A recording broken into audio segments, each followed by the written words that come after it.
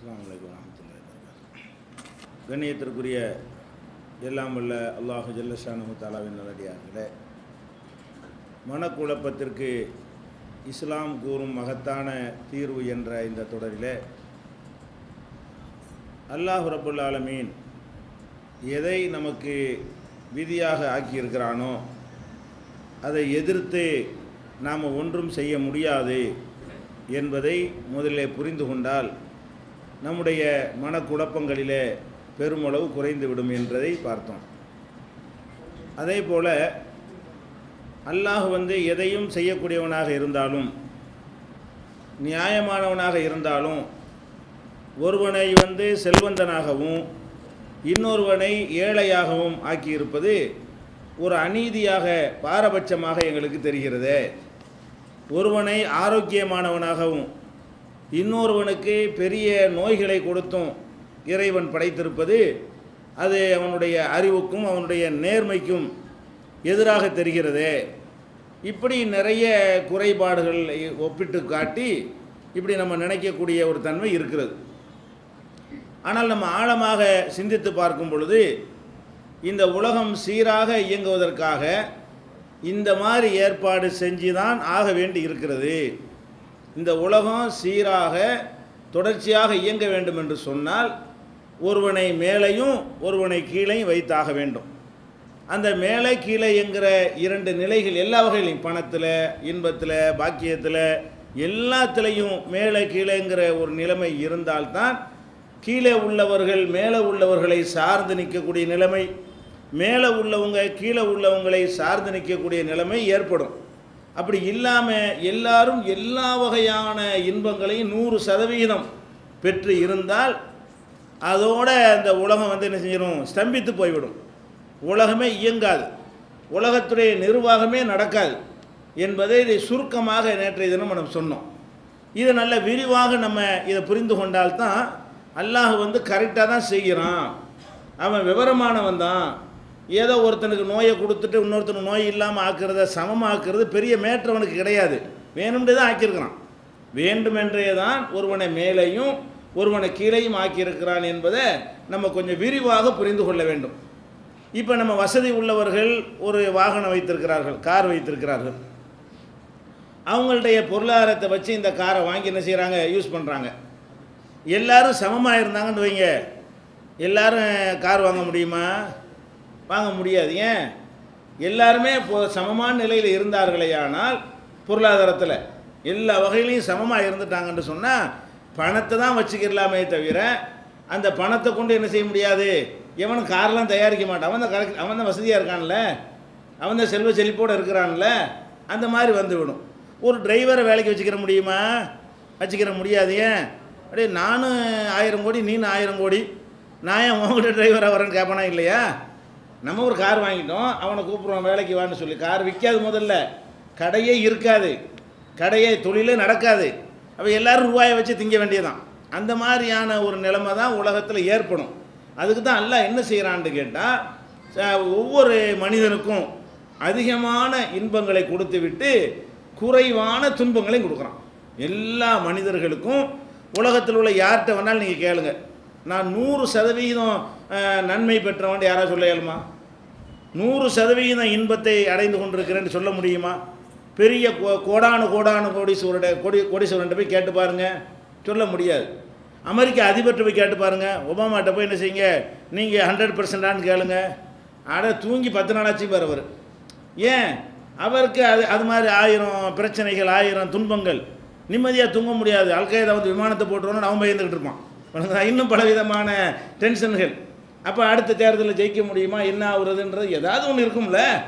ஒரு நாட்டுடைய பிரதமராக இருக்கட்டும், முதலமைச்சராக இருக்கட்டும், பெரிய அதிகாரியாக இருக்கட்டும், எவராகவே இருக்கட்டும், யாராக இருந்தாலும் நான் 100க்கு 100 கரெக்டு, எனக்கு எந்த பஞ்சாயத்துமே இல்லை, எந்த குறையுமே இல்லை அப்படின்னு சொல்லக்கூடிய ஒருத்தரை பார்க்க முடியாது.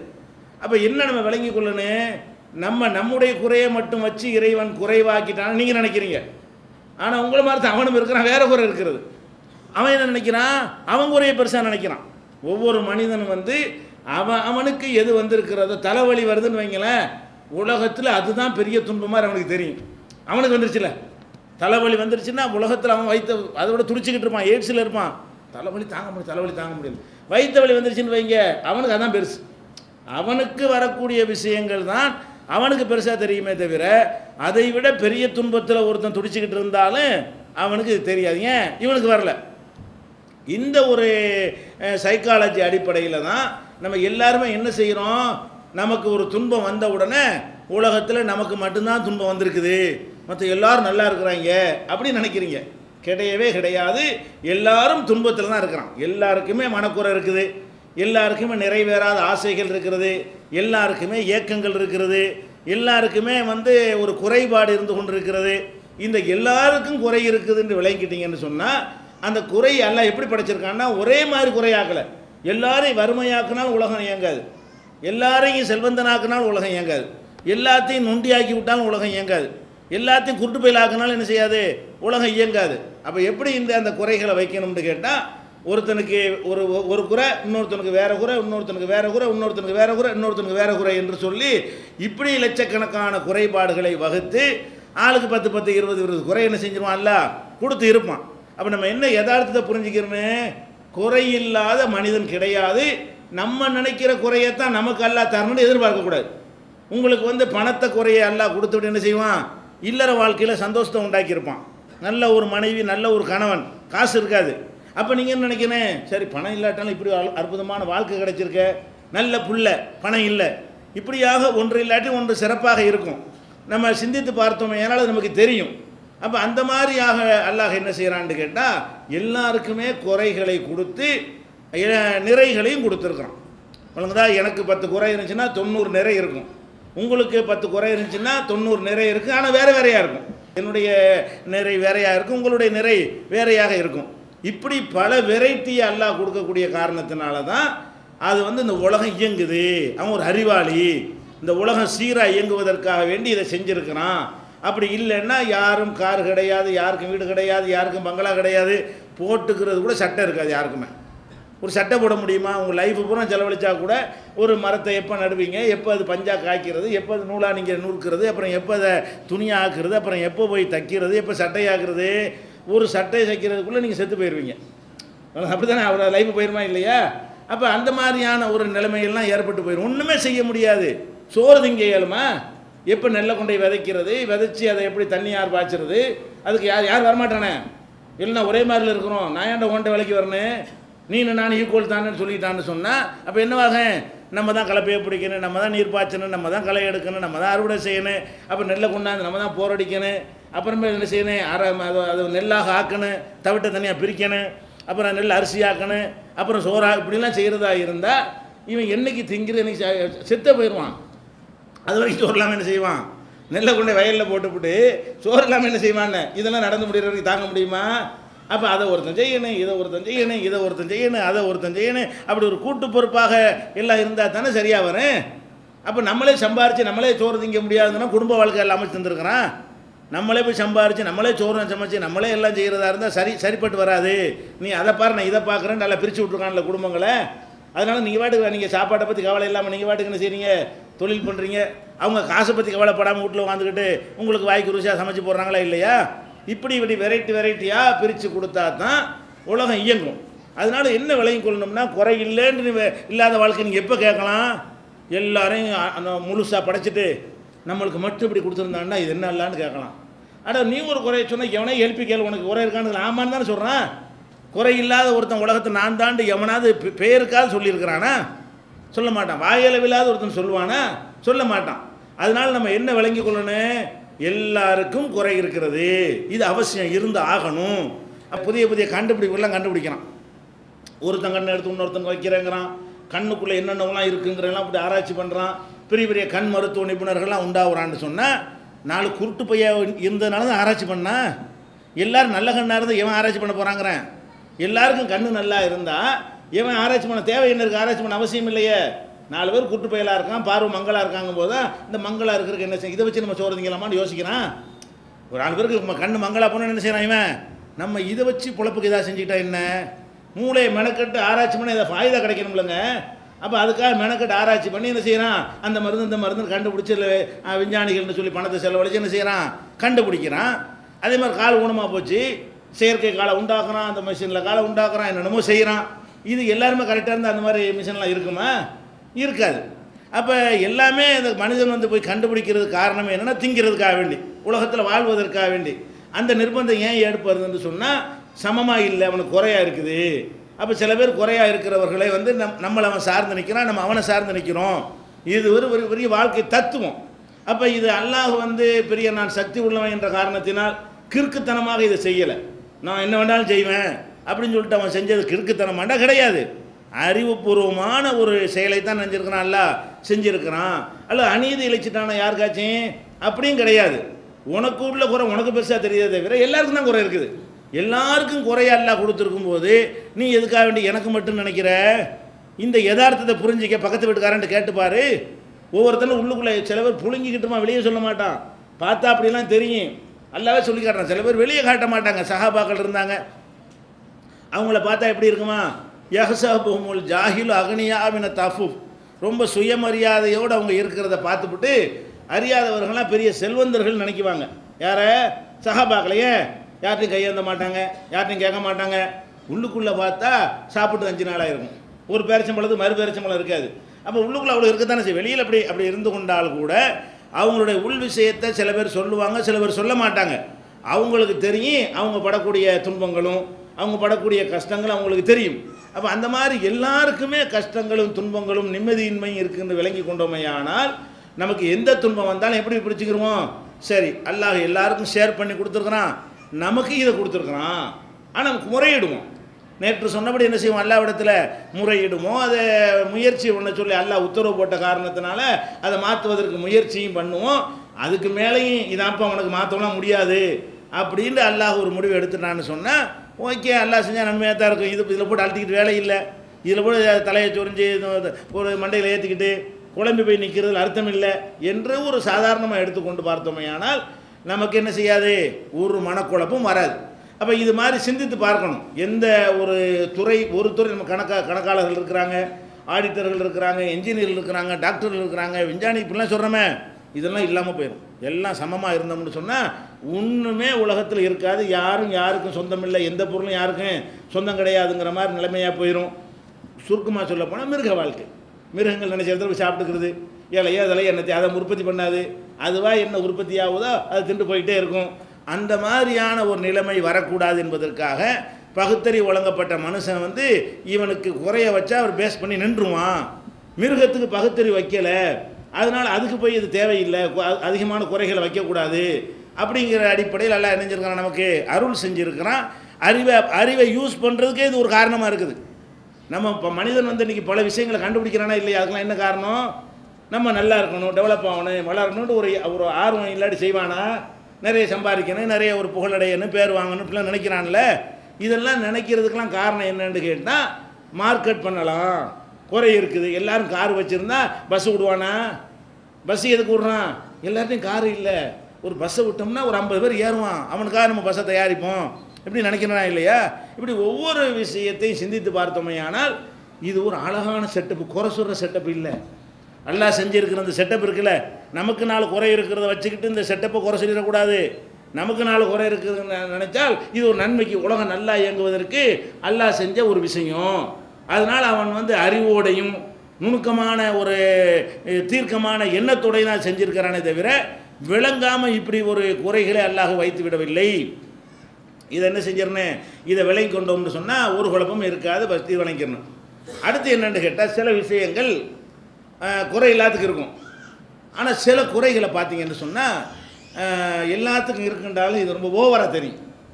அதாவது ஒருத்தனுக்கு சோறு இல்லை, வறுமையாக இருக்கிறான், அதெல்லாம் ஓரளவுக்கு என்ன செய்வோம்? சின்ன குறைன்னு எடுத்துக்கிறோம். நம்ம மனசாட்சியை சொல்லும், ஒருத்தனுக்கு 2 காலும் இருக்காது, 2 கையும் இருக்காது, பிறக்கும்போது இப்படி செய்வான், ஒரு இதாக ஒரு கட்டியாக தான் வந்து விழுவான், மண்டை தான் இருக்கும், வேறு ஒன்றுமே இருக்காது. மனிதனாக அவன் உலகத்தில் வாழவே முடியாதுன்னு சொன்னால் அவன் அந்த குறைக்கு நிகராக வேறு குறை இருக்குமா? அது பெரிய குறை தானே. அந்த மாதிரி ஒரு குறைக்கு நிகராக ஒரு குறை இருக்காது. அதே மாதிரி சில பேருக்கு என்ன செய்யும்னா தாறுமாறான குறையாக இருக்கும். அது ஓரளவுக்கு பேலன்ஸ் பண்ணி நமக்கு 10 அவனுக்கு 10 அது பரவாயில்லை. ஒருத்தனுடைய குறை எந்த அளவுக்கு இருக்கும்னு கேட்டால் இது மாதிரி ஒன்று நமக்கு வரவே கூடாது, என்று நினைக்கக்கூடிய அளவுக்கு எந்த குறை வேண்டாம்னு வரட்டான்ல, எனக்கு இந்த மாதிரி வந்துட வேணாம் அப்படிங்கிற மாதிரியான குறைபாடுகள்லாம் சில பேருக்கு இருக்கும். அப்போ அந்த இடத்துல என்ன வரும்? அப்போ ஒரு பாரபட்சமாக தெரியுது. குறைன்னு சொன்னால் எல்லாருக்கும் ஆளுக்கு 10 மார்க்கு சகஜமாக குறைச்சால் பரவாயில்லை. ஒருத்தர் கோழி முட்டை அளவுக்கு போட்டு குறைச்சி வச்சா என்ன அர்த்தம்? அப்படிங்கிற மாதிரி நம்ம அல்லாஹ்வுடைய நீதியில் அவன் வந்து நீதியானவன் தானே, அவன் என்ன செய்யலாம், நினச்சது செய்வான், யார் கேள்வியே கேளாது, இருந்தாலும் நீதியாக தானே செய்வான் அவன். அப்படிங்கிற மாதிரி நம்ம நினைத்தோமையானால் அதுக்கும் இந்த இஸ்லாம் மார்க்கத்தில் என்ன செய்கிறது? ஆன்சர் இருக்குது. இந்த மார்க்கத்தில் தான் அதுக்கு ஆன்சர் இருக்கிறது. வேறு எந்த மனோதத்துவ நிபுணர்கள்ட்டையும் அதுக்கு என்ன கிடையாது? விடை கிடையாது. அதுக்கு என்ன விடை என்று கேட்டால், முஸ்லீம்களை பொறுத்த வரைக்கும் நம்ம இந்த உலகத்தை மட்டும் நம்பி நம்ம என்ன செய்யலை, வாழக்கூடாது. இது ஒரு சின்ன ஒரு பரீட்சை காலம். 50 வருஷம் 60 வருஷம் என்பது என்ன, இது சின்ன ஒரு காலம் தானே. இது இந்த குறுகிய காலத்தில் என்ன செய்கிறோம், நேற்று ஆரம்பித்த மாதிரி இருக்கு, 9 நாள் ஓடி போச்சு. அப்போ நம்ம லைஃப்பில் 9 நாள் குறைஞ்சிருச்சு. நம்ம வாழ்நாளில் 9 நாள் குறைஞ்சிருச்சு. யோசித்து பார்த்தா 9 நாள் அவ்வளோ சீக்கிரமாக போச்சுன்னு நினைக்கிறோம். அப்போ நம்ம வயசு 9 நாள் அதிகமாகி போச்சுன்னு தானே அர்த்தம். மரணத்தை நெருங்கி பயணம் வேகமாக போய்கிட்டே இருக்கிறோம். அப்போ அந்த மாதிரியான ஒரு உலகத்தில் நம்ம வாழுகிறோம். இந்த உலகத்தில் சில குறைபாடுகள் ஏற்படுமையானால் இதையெல்லாம் நிறைவு செய்வதற்காக, இன்னும் அதிகப்படியாக தருவதற்காக அல்லாஹ் என்ன செய்கிறான்னு கேட்டால், மறுமைன்னு ஒன்று நமக்கு வச்சுருக்கிறான். சில பேருக்கு கூடுதலான துன்பங்கள் எல்லாம் கொடுத்துட்டான்னு வைங்க, ஒப்பிட்டு பார்த்தா கூட கணக்கு டேலி ஆகாது. அவனுக்கு கொடுத்த குறையும் எனக்கு கொடுத்த குறையும் எந்த வகையிலையும் சமமாக ஆகாது அப்படின்னு சொல்லக்கூடிய அளவுக்கு சில குறைகள் சில பேருக்கு இருக்கும், ரொம்ப குறைந்த நபர்களுக்கு இருக்கும். அப்போ அந்த நேரத்தில் நம்ம அல்லாஹ் வந்து நீதியாக நடக்கலை என்று நம்ம நினைத்து விடக்கூடாது என்பதற்காக வேண்டி, அல்லாஹ் தான் நீதியானன் என்று காட்டுவதற்காக வேண்டி உலகம் இயங்குவதற்கு இந்த குறையும் வச்சிடறான். குறைய வச்சாலும் இது என்ன பெரிய வாழ்க்கையா? 50-60 வருஷம் வாழ்க்கையில் என்ன செஞ்சால் 50 வருஷம் கூட நம்ம வாழ்வது கிடையாது. பார்த்தீங்கன்னா ஒரு 15 வயசு வரைக்கும் ஒன்றும் தெரியாமல் சின்ன பிள்ளையாக இருந்துருவோம். ஒரு விஷயத்தையும் நம்ம வந்து உணர்ந்து ரசித்து ஒரு இன்புறக்கூடிய பருவம் அது கிடையாது. 15 வயசுக்கு பிறகு விவரம் தெரிஞ்ச பிறகு தான் என்ன செய்யணும், நம்ம ஏதோ ஒரு வாழ்க்கைங்கிறத நம்ம அனுபவிக்கணும். எவ்வளோ காலத்துக்கு அனுபவிப்போம்? ஒரு 50 வரைக்கும் தான் அனுபவிப்போம். அதுக்கு மேலே பார்த்தா என்ன செய்கிறது, அங்கே பிடிக்குது இங்கே பிடிக்குது, திங்க முடியலை, ஜெயிப்பிங்க முடியும், தூங்க முடியலை, அப்புறம் அப்படி ஆகிடும். அப்போ 15-35 வருஷம் தான். ஒரு 60 வருஷம் வாழ்ந்தோம்னு சொன்னால் என்ன ஆயிடுது, ஒரு 35 வருஷம் தான் நம்ம என்ன செய்யணும், அந்த உலகத்தில் வாழ்கிறோம். அந்த 35லையும் பாதி நேரம் தூக்கத்தில் போயிடுது, பாதி ராத்திரி புறம் தூங்கிடுறீங்களா, அப்போ அதில் ஒரு 17 வருஷம் ஓடி போயிடுது. ஒரு 17 வருஷம் நம்ம மொத்தத்தில் வாழ்கிறது கணக்கெடுத்து என்னது, 17 வருஷம் தான் இந்த அதை அனுபவிச்சுக்கிட்டு இருக்கிறோம். அப்போ இந்த ஒரு அற்பமான உலகத்தில் நமக்கு சில துன்பங்கள் வந்தாலும் இதுவா நமக்கு லட்சியம்? அல்லாஹ் வந்து இதுக்காக நம்மளை படைத்தான். இதுக்கு அப்புறம் ஒரு வாழ்க்கை இருக்கிறது. நம்மளை படைத்த இறைவன் வந்து திரும்ப நம்மளை வந்து உயிராக்குமா? அது அவனுக்கு லேசானது. முதல்ல படைக்கிறது தான் கஷ்டம், அதையே செய்கிறான் அவன். 2வது படைக்கிறது லேசு, அது அவனுக்கு வந்து பெரிய சிரமம் கிடையாது. ஒரு தடவை பார்த்துட்டு 2வது படிக்கிற கஷ்டம் இல்லையில. அப்போ அந்த மாதிரியான ஒரு அடிப்படை அப்படி எல்லாம் சொல்லி காட்டுறான். என்ன, முதல்ல படைத்தவனுக்கு 2வது படைக்கிறது கஷ்டமாப்பா அப்படின்னு சொல்லி அல்லாஹ் என்ன செய்கிறான், அதுக்கு அவங்க கேட்பாங்க, மையுகையில் இலாம் உகைய ரமீம். அப்போ இந்த எலும்பு மக்கி போன பிறகு எவன் உயிராக்குவான் என்று காபிர்கள் கேட்ட பொழுது அல்லாஹ் என்ன பதில் சொல்கிறான், புல் யுகைய அல்லதி அன்ஷாக அவள மர்றா. அட முதல்ல எவன் உயிராக்குன்னு அவன் தான் ஆக்குவான், இது யார் உயிராக்குவான்னு கேட்குற, ஒன்றும் இல்லாமல் உயிராக்கி வச்சான் உன்னைய. இப்போ வச்சு எலும்பத்துக்கு காட்டுற. அப்போ ஒரு 25, 50, 100 வருஷம் வந்து எலும்பாவாச்சு நீங்கள் இருந்தீங்களா? நம்ம யாராச்சும் இருந்தோமா? 100 வருஷத்துக்கு முன்னாடி நம்ம எலும்பாக இருந்தோமா, மண்ணாக இருந்தோமா, மண்ணாங்கட்டியாக இருந்தோமா, என்னவாக இருந்தோம்? ஒன்றுமாவும் இருக்கலை. அப்போ எதுவாகவும் இல்லாமல் இருந்த நம்மை அல்லாஹ் படைத்திருக்கும் பொழுது இப்போ ஒரு எலும்பு கிடைக்குதுன்னு அதை வச்சு படைக்க இயலாதா அப்படின்னு நல்லா பதில் சொல்கிறான். எவன் உயிராக்குவான்னு கேட்டால், எவன் ஒன்றும் இல்லாமல் இருக்கும்போது உன்னைய உருவாக்குனானோ அவன் தாண்டா இன்னொரு தடவை உருவாக்குவான் அப்படின்னு அல்லாஹ் பதில் சொல்கிறான். இதை நம்பினா தான் மூமின் நல்லா விளைக்கிறங்க. அல்லாவை நம்பினா மூமின் கிடையாது. அல்லாவை இதுக்காக நம்பணும். இப்படி ஒருத்தன் இருக்கிறான் விசாரிப்பான்ட்டு நியாய தீர்ப்பு நாளோடு சேர்த்து நம்பினா தான் அவன் வந்து என்னது, இறைவனை நம்புகிறான்னு அர்த்தம். அப்போ அந்த மாதிரி நியாயமான தீர்ப்பு வழங்குற ஒரு நாள் இருக்கும் பொழுது ஜட்ஜ்மெண்ட்டில் எல்லாம் பேலன்ஸ் பண்ணி விட்டுருவான். இங்கே முன்ன பின்ன இருந்தால் கூட அந்த நியாய தீர்ப்பு நாளில் உங்களுக்கு என்ன செய்யும், இந்த குறைபாடுகளை எல்லாம் பேலன்ஸ் செய்யக்கூடிய வகையில் அல்லாஹ் வந்து ஒரு அருளை செய்வான். இது குறித்து நபிகள் நாயகம் ஸல்லல்லாஹு அலைஹி வஸல்லம் அவங்க நிறைய செய்திகளை நம்ம சொல்லியிருக்கிறாங்க. எப்படி சொல்கிறாங்கன்னு கேட்டால், மை யுரிதில்லாஹு பிஹி ஹைரன், ஒரு மனிதனுக்கு அல்லாஹ் நன்மையை நாடினால், ஒரு மனுஷனுக்கு நம்ம என்ன நினைக்கிறோம், நமக்கு அல்லாஹ் நன்மையை நாடினால் நம்மளை வந்து முதலமைச்சர் ஆக்கணும், நம்மளை அல்லாஹ் நன்மையை நாடினால் எம்எல்ஏ ஆக்கணும், நமக்கு அல்லாஹ் நன்மையை நாடினால் நம்மளை உலக கோடீஸ்வரன் ஆக்கணும், உலக பணக்காரில் ஒருவரை ஆக்கணும், நம்மளை அல்லாஹ் நாடினால் பெரிய அறிவாளி பெரிய சிந்தனையாளரை நம்மளை ஆக்கணும்னு நம்ம நினைக்கிறோம். ரசூல் ஸல்லல்லாஹு அலைஹி வஸல்லம் சொல்கிறாங்க, மை யுரிதில்லாஹு பிஹி ஹைரன், யாருக்கு நன்மையை அல்லாஹ் நாடி விடுகிறானோ யுசிபு மின்ஹு, அவனுக்கு கொஞ்சம் துன்பத்தை கொடுக்குறான். துன்பத்தை கொடுக்கறது எதுக்கு? உனக்கு நல்லதை நாடி இருக்கிறேன், இங்கேயே உன் கணக்கை நேர் பண்ணிட்டு அங்கே மிதிக்க மாட்டேன், இங்கேயே சில கஷ்டங்களை கொடுத்து நீ அதை குசுமை பண்ணியிருப்ப, எவ்வளோ சேட்டையெல்லாம் பண்ணியிருப்ப, அதை மன்னிக்காமல் விட்டு அங்கே போட்டு நரகத்தில் போட்டு வேக வச்சா உனக்கு தாங்க முடியாது. அப்போ உனக்கு இங்கேயே அந்த கணக்கை நேர் பண்ணி விட்டுட்டோம்னு சொன்னால் இங்கே உள்ள துன்பம் சின்ன துன்பமாக இருக்கும், இங்கே உள்ளதுக்கு ஒரு அடி கொடுத்தா போதுமானதாக இருக்கும். அங்கே போனால் எவ்வளோ இருக்கும்? 1,00,000 அடி விழுவும். எது நல்லது? அது இங்கே ஒரு அடி அடிச்சிரு, அதான் நல்லது. அப்போ அங்கே உள்ள நெருப்பில் தூக்கி போட்டால் நமக்கு தாங்க முடியுமா? தாங்க முடியாது. இங்கே தீக்குச்சி போட்டால் கூட நமக்கு தாங்க முடியலை. இது மாதிரி பல கோடி மடங்கு உள்ள நெருப்பில் முழுசாக நம்மளை கொண்டே போட்டு வதக்கினால் நம்மளால் தாங்கிக் கொள்ள முடியாது. அப்போ ரசூல் ஸல்லல்லாஹு அலைஹி வஸல்லம் என்ன சொல்கிறாங்கன்னு கேட்டால், முதல்ல நீங்கள் விளங்கிக் கொள்ளணும், சில துன்பங்கள் நமக்கு வறுமையானால் அமல் செய்வது மூலமாக நம்ம எதை எதிர்பார்க்குறோம்? நம்மளை வலிந்து கூட துன்பத்தை சுமக்கிறோம்ல. நோம்புங்கிற துன்பமா இல்லையா? நோன்பு வைக்கிறீங்கள துன்பமா இல்லையா? எல்லாருக்கும் துன்பம். அது வயிற்றுக்கு தான் வாழ்கிறான் எல்லாரும். பகல் பூரா திங்காத கடைக்கணிலாம் திறந்து வச்சு எல்லாம் வா வான்னு கூப்பிடுது, ஒவ்வொரு பொருளை பார்த்தாலும் சாப்பிடணுன்னு ஆசையாக இருக்குது, திங்காதுன்னா அது துன்பமா இல்லையா? துன்பம் தான். இந்த துன்பத்தை நம்ம எதுக்கு சகிக்கிறோம்? இந்த துன்பத்தை நான் அனுபவித்தால் அங்கே நான் நல்லா இருப்பேன், அதுதானே சகிக்கிறீங்க. வேறு எதுக்காக இந்த துன்பம்? எதுக்காக பட்டினி கேட்ட சோத்துக்கு இல்லாமல் நோன்பு வைக்கிறோம்? இல்லையே, வசதியாக இருக்கிறவங்களுக்கு தானே செய்கிறோம். அப்போ எல்லாருமே நம்ம நோன்பு வைக்கிறோமே, நோன்பு என்பது துன்பமா இல்லையா? துன்பம். அப்போ நம்ம வழியவே போய் துன்பத்தை தேடுறோம். எதுக்காக தேடுறோம்? இந்த துன்பத்தை நீங்கள் விரும்பினால் ஏற்கலாம், இல்லாட்டி விட்டுடலாம், மறுமையெல்லாம் பார்த்துக்கிறோம். அல்ல நோன்பு வைக்கலைன்னா கட்டாயமாக வச்சு ஊரடங்கு உத்தரவு போட்டு எந்த சாமான் விற்கக்கூடாது யாரும் அப்படி உத்தரவு போட முடியுமா? அப்படி போட முடியாது. நீங்கள் விரும்பினா வைப்பீங்க, விரும்பாட்டி விட்டுருவீங்க. இந்த அளவுக்கு உலகத்தில் உங்களுக்கு சுதந்திரம் இருக்கிறது. உலகத்தில் அல்லாஹ் கட்டளையிட்டுட்டான். உலகத்தில் உங்களை யாரும் என்ன செய்ய முடியாது, ஏன்டா நோன்பு வைக்கணும்னு கேட்க இயலாது.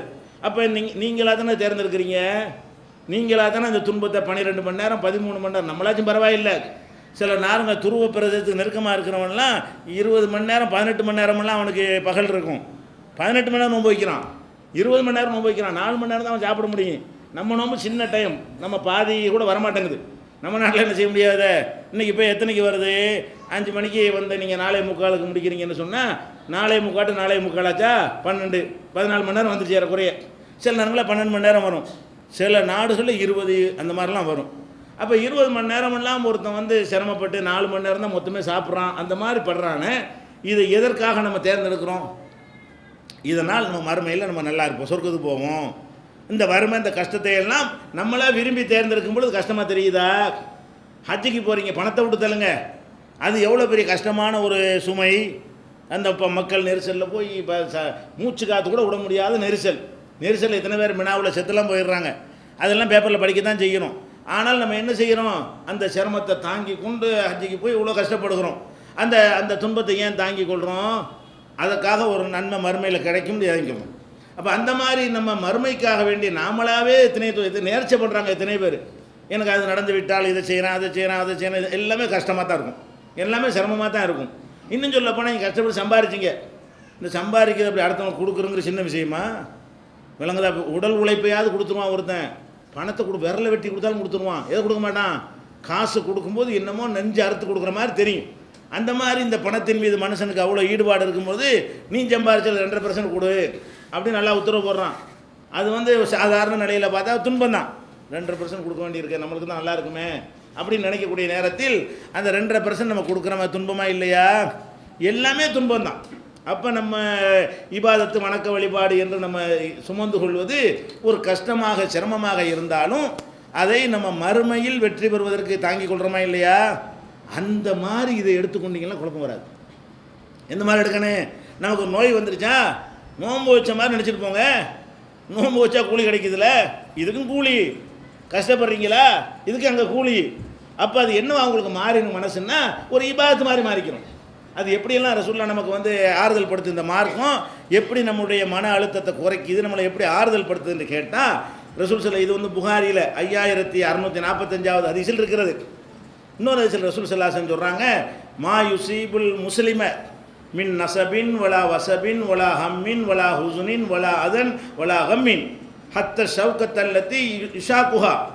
ஒரு மனிதனுக்கு முஸ்லீமுக்கு ஏற்படக்கூடிய இன்னல், துன்பம், கவலை, வேதனை, தொல்லை, காலில் குத்துற முள் உள்பட இப்படி ஏதாவது உனக்கு ஏற்படுமையானால் இல்லா கஃபர் அல்லாஹு பிஹி ஹத்தாயாஹு, அதற்காக வேண்டி அல்லாஹ் அவனுடைய ஒரு தவறை மன்னிக்கிறான். நம்மளுக்கு ஒரு முள் குச்சின்னு வைங்க, அதுக்கு என்னதுக்காக குத்துது, முள் குத்திருச்சு, அதை சைத்து கொண்டோமையானால் அப்போ அங்கே ஏதோ ஒரு பெரிய சம்மட்டி அடிக்கு பதிலாக இங்கே ஒரு முள்ளோடு க்ளோஸ் பண்ணிட்டான் கணக்கு. அங்கே ஒரு சம்மட்டி அடி உழுகுற அளவுக்கு என்னமோ பண்ணியிருக்கிறோம். அந்த தப்புக்காக வேண்டி எல்லாம் என்ன செய்கிறான்னு கேட்டால், இந்த முள்ளு குத்துனுச்சுல, சரி அல்ஹம்துலில்லாஹ், சரி எல்லாம் நன்மை தான் நாடி இருக்கிறான்னா, அப்போ என்னவாயிடுதுன்னு கேட்டால் அந்த நம்முடைய பாவத்திற்கு அது பரிகாரம் ஆயிடுது. ஒரு கவலையா, ஒரு காய்ச்சலா, ஒரு ஜலதோஷமா, ஒரு தொண்டைப்புண்ணா, ஒரு ஏதோ ஒரு பிரச்சனை, கால் வலியா, முட்டு வலியா, இத்தனை இருக்கா இல்லையா, ஒரு அல்சரா, ஒரு கேன்சரா, இதெல்லாம் நமக்கு வந்து விட்டதுன்னு சொன்னால் அப்போ நம்ம என்ன நினைக்கணும், ட்ரீட்மெண்ட்லாம் பண்ணி பார்க்கணும். அது பண்ணுறது கடமை, அதெல்லாம் உத்தரவிட்டிருக்கிறான். அதெல்லாம் செஞ்சு பார்த்துட்டு அதான் நிலைமை அப்படின்னு வந்தால் நீ என்ன நினைக்கணும், ஒன்றும் கவலை இல்லை, நம்ம எவ்வளோ இபாதத்துக்கு நிறைய குறைகள்லாம் செஞ்சுருக்குறோம், தப்புகள்லாம் செஞ்சுருக்குறோம், அங்கே மைனஸ் ஆகிடக்கூடாது. நம்ம இந்த மாதிரி நம்ம வந்து சபுர் செய்து கொண்டோமே ஆனால் நமக்கு மறுமையில் பெரிய வெற்றி கிடைக்கும், கூலி கிடைக்கும். இதெல்லாம் ஒரு இபாதத்து மாதிரி எல்லாம் எடுத்துக்கிடுவான். இப்போ என்னவாகும், ரிலாக்ஸ் ஆகுதா இல்லையா? இப்படி துன்பத்திற்கு அங்கே மறுமையில் நன்மை கிடைக்குன்னு நினச்சி பார்த்தீர்களே ஆனால் இந்த கொஞ்சம் வித்தியாசம் பேலன்ஸ் கம்மியாக இருக்குன்னு வைங்களேன், எல்லாம் டேலி ஆகி போயிடுங்க. அங்கே நியாய தீர்ப்பு வழங்குற அந்த நாளில் பார்த்தீங்கன்னா எல்லாம் ஈக்குவல், யாருக்கும் அல்ல ஒருவனுக்கு அநீதிழைக்க மாட்டாங்கிறான அந்த நாளில் தான் முழுசாக கணக்கு தீர்ப்பான் அல்ல. அப்படி ஒரு நாள் இருக்குது. இது புகாரியில் 5642வது ஹதீஸில் இருக்கிறது.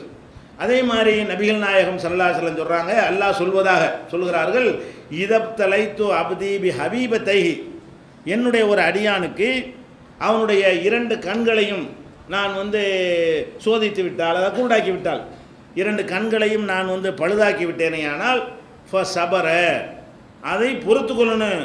என்ன செஞ்சிடக்கூடாது, நான் தானே கிடைச்சேன், வேற ஆளுக்கு உனக்கு கிடைக்கலையா அல்லாவே அப்படின்ற மாதிரி பேசுனீங்கன்னு வைங்க, அதோடு எனக்கு கண்ணே இல்லை, நான் எதுக்கு அல்லாவுக்கு பயப்படணும், நான் எதுக்கு அல்லாஹ் வணங்கணும் அப்படிலாம் போகாமல் நீங்கள் அதை சபுர் ஃபஸ்ட்டு. இதுக்கெல்லாம் எப்போ கூலி கிடைக்கும்னு கேட்டால், முள்ளு குத்தணும்னு என்ன செய்யக்கூடாது, அல்லாஹ் திட்டிடக்கூடாது. அது என்ன துன்பம் வந்து என்ன செய்யக்கூடாது, ஒரு ஆள் வீட்டில் மூத்தா போனவுடனே அல்லாஹ் உனக்கு கண் இருக்கா காது இருக்கான்னு கேட்குறது கற்றுவாங்க. பொம்பளைலாம் ஒப்பரைக்கும் என்ன செய்வாங்க, உனக்கு கண் இருக்குதா காது இருக்குதா, என் பிள்ளையை தான் எடுக்கணுமா என் புருஷனை தான் எடுக்கணுமா, இந்த மாதிரி எல்லாம் சொல்லாமல் சபுர் செஞ்சால் தான் கூலி. கூலி கூட எப்போ வரும், சபுர் செய்யணும். சபுர்னா என்னது, சபுருக்கு வழி எல்லாம் சொல்லித்தரான் எப்படின்னு அடுத்து வரும் அது. அப்போ சபுர் செய்ய அல்லாஹ் எப்படி சொல்கிறான்னு கேட்டால், என்னுடைய அடியானுக்கு 2 கண்களை நான் வந்து பழுதாக்கும் பொழுது இப்போ சபர, அவன் அதை பொறுமையோடு சகித்து கொள்வானேயானால் அவ்வள் துஹு மின்ஹுமல் ஜன்னா, அந்த 2 கண்ணுக்கு பதிலாக நான் சொர்க்கத்தை கொடுத்துட்றேன். உனக்கு 2 கண்ணு தானடா இல்லை, இந்தடா சொர்க்கம். அங்கே குருடனாக இருக்க மாட்டோம், இங்கே குருடானா இருக்கிறான், அங்கே குருடனாக இருப்பான் இருக்க மாட்டான். 2 கண்ணு போனதுக்காக வேண்டி ஈமான் இருந்தால் கன்ஃபார்ம் சொர்க்கம். 2 கண்ணு போச்சு, சபுர் செய்யணும். சபுர் செய்து விட்டானேயானால் அவன் சொர்க்கத்திற்கு செல்வது நிச்சயம். நிச்சய வெற்றிக்கு உரிய ஒன்றை செஞ்சிருக்கும் பொழுது நம்ம அவனை பார்த்து பொறாம தான் படணும். இப்படி வரணும், ஏன்னா நம்ம சொர்க்கத்துக்கு கஷ்டப்பட வேண்டியிருக்கு, ஒரு சிம்பிளாக அவனுக்கு என்ன இருக்குது, இந்த கண்ணை கொடுத்துட்டு சொர்க்கத்துக்கு போக போகிறான் அப்படின்னு நினச்சி பார்த்தோமே. ஆனால் நமக்கு ஏன் அது வந்து பெரிய ஒரு இழப்பாக தெரியுது. இது புகாரியில் 5653வது ஹதீஸாக இடம்பெற்றிருக்கிறது. அத்தா இப்னு அபீ ரபாஹ் என்று ஒரு தாபி, அவர்கிட்ட வந்து இப்னு அப்பாஸ் சொல்கிறாங்க. இப்னு அப்பாஸ் வந்து சொல்கிறாங்க, சொர்க்கத்துக்கு போகக்கூடிய ஒரு பொம்பளைய இப்போ உனக்கு நான் காட்டட்டுமா அப்படின்னு கேட்குறாரு. யார் கேட்குறா, இப்னு அப்பாஸ் கேட்குறாங்க. அவர் சஹாபி தானே, அடுத்த ஜெனரேஷனை சேர்ந்த தலைமுறையை சேர்ந்த தாபியின் சமுதாயத்தை சேர்ந்த அத்தா இப்னு அபீ ரபாஹ் என்பவர்கிட்ட போய் கேட்குறாங்க, இந்த அப்போ உனக்கு சொர்க்கத்துக்கு போகிற பொம்பளையை பார்க்க ஆசையாக இருக்கா, காட்டட்டுமா, காட்டுங்க அப்படின்றவுடனே ஒரு பெம்புளையை காட்டுறாங்க. ஹாதிஹில் மரஅத்து சௌதா, அந்த கருப்பு நிறமாக போய்கிட்டு இருக்கிறாங்களே ஒரு அம்மா, அவங்க தான் சொர்க்கத்துக்கு போகிறவங்க அப்படின்னு சொல்கிறாங்க. இவர் இப்படி தீர்மானிக்கிறது, ஒரு பொம்பளை சொர்க்கத்துக்கு போவோமா சொர்க்கத்துக்கு போவாதானே எப்படி தீர்மானிக்கிறது என்ற அவர் விளக்குறாரு. நான் ஏன் அப்படி சொல்கிறேன்னு கேட்டால், இந்த அம்மா ரசூல் ஸல்லல்லாஹு அலைஹி வஸல்லம் அவங்கள்ட்ட வந்தாங்க ஒரு நாள். வந்து என்ன செய்கிறாங்கன்னா, அல்லாஹ்வுடைய தூதரே, எனக்கு வந்து அடிக்கடி வலிப்பு நோய் வருது, இந்த காக்கா வலிப்புமாங்கல்ல, இந்த வலிப்பு நோய் வந்து எனக்கு வந்து விடுகிறது. அப்போ வலிப்பு நோய் வந்தால் நான் மூர்ச்சையாகி என்ன செஞ்சிடறேன், கீழே விழுந்துடுறேன். கீழே விழுந்தால் மற்ற விழுகிறதுக்கும் வலிப்புணை விழுகிறதுக்கும் வித்தியாசம் என்ன? கையை காலை வெட்டும்போது என்ன செய்யணும், ட்ரெஸ் எல்லாம் விலகி போயிடும். இப்போ இருக்கிற மாதிரியான பேண்ட்டு அந்த மாதிரியான அமைப்புலாம் இருந்தால் கூட விலகாது. அப்போ ட்ரெஸ்ஸுன்னா ஒரு துணியை சுற்றிட்டு இருப்பாங்க, அதான் ட்ரெஸ்ஸுங்கிறது, விளங்குதா?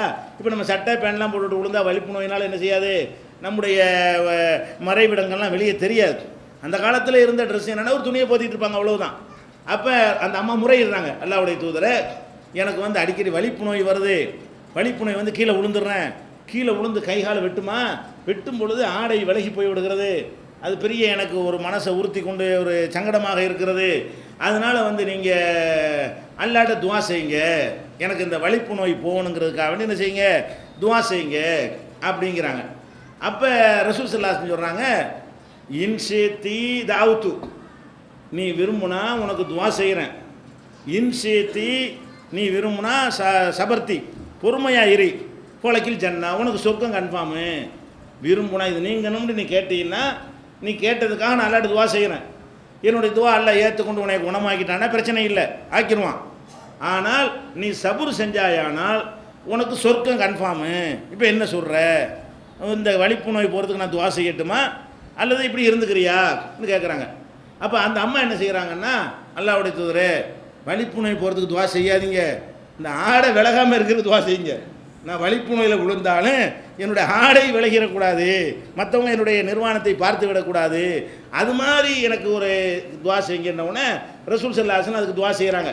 அப்போ இந்த அம்மாட்ட வந்து 2 கேள்வி கேட்கப்படுது, உனக்கு சொர்க்கமாக வலிப்பாண்டு, இந்த அம்மா வலிப்பை தேர்ந்தெடுத்துக்கிறது எதுக்காக வேண்டி, சொர்க்கம் கிடைக்கிறதுக்காக வேண்டி. அப்போ எனக்கு வலிப்பு இருந்தாலும் பரவாயில்லை, சொர்க்கம் கிடைக்குமான்ற இப்படியான ஒரு மனநிலை இருந்தால் அந்த அம்மாவுக்கு இந்த வலிப்பு மன அழுத்தத்தை உண்டாக்கியிருக்குமா? அந்த அம்மாவுக்கு இப்படி சொன்ன பிறகு அந்த அம்மாவுக்கு என்னைக்காவது கவலைப்பட்டிருப்பாங்களா வலிப்பு வருதுண்டு? அவங்க என்ன சந்தோஷத்தில் இருப்பாங்க, நம்ம சொர்க்கவாசி கண்பம் ரசூலுல்லாஹ் வயனால சொல்லிவிட்டாங்க, நமக்கு சொர்க்கத்துக்கு போக போகிறோம், இதெல்லாம் ஒரு பெரிய மேட்டராக நினைப்பாங்களா இல்லையா? அப்போ அந்த அம்மாவுக்கு மன அழுத்தம் இல்லாமல் போன மாதிரி நீங்கள் நினச்சா உங்களுக்கு இருக்குமா? அந்த அம்மா எந்த மாதிரி உங்களுக்கு வரக்கூடிய துன்பத்தை நினைத்தார்களோ, சரி இதை சபுர் செய்வதற்கு ஒரு கூலி இருக்கிறது, துன்பத்திற்கே கூலி கிடையாது, துன்பத்தை சபுர் செய்கிறோம் இல்லையா, அந்த சபுருக்கு தான் என்ன இருக்குது, கூலி இருக்கிறது. அப்போ ரசூல் இதை சொல்லிட்டு தான் சொல்கிறாங்க, இதனால தான் இந்த சொர்க்கவாசி பொம்பளை நான் சொன்னேன், நானே சொல்லலை, ரசூல் ஸல்லல்லாஹு அலைஹி வஸல்லம் அவங்க காலத்திலேயே இந்த அம்மா வந்து வலிப்பும் இருந்தாலும் பரவாயில்லை, எனக்கு சொர்க்கம் தான் வேணும், இதை வலிப்பை சகித்து கொண்டால் சொர்க்கம் கன்ஃபார்ம் என்று சொன்னால் அதுக்கு நான் தயார்னு சொன்னாங்க இல்லையா? அப்போ சொர்க்கவாசின்னு கன்ஃபார்ம் ஆகிடுச்சா இல்லையா என்று இப்னு அப்பாஸ் அவர்கள் சொன்ன ஒரு செய்தி புகாரியில் 5652வது ஹதீஸாக பதிவு செய்யப்பட்டிருக்கிறது. அப்போ இப்படி நீங்கள் என்ன வறுமை எல்லாம் துன்பம் தான்.